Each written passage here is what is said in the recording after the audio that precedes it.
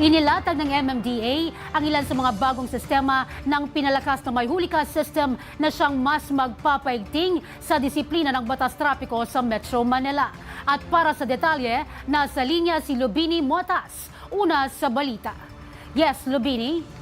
Nagpahayag ang MMDA ng bagong update sa Mayhuli Ka system bilang bahagi ng mas pinalakas na traffic enforcement at pagpapatupad ng disiplina sa mga motorista sa Metro Manila. Sa isang briefing kanina, ipinresenta ni MMDA Chair Don Artes ang mga improved features ng platform. Kabilang ang vehicle portal na dito maaaring ma-verify ng mga motorista ang ilang violations at ang e-contest o online adjudication para sa mas mabilis na pag-apela. Kasama rin sa platform ang mas malinaw na violation reminders upang maiwasan ang paglabag at matulungan ang mas maayos na daloy ng trapiko sa pangunahing kalsada.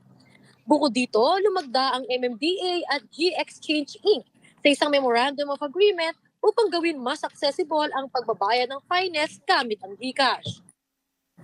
Ayon sa MMDA, inaasahang magpapabilis ito ng settlement ng penalties at magtutulak ng mas mataas na compliance ng publiko. Para sa MMDA, ang mga hakbang na ito ay nakatuon sa pagpapalakas ng traffic discipline upang maiwasan ang violations na nagdudulot ng congestion sa Metro Manila.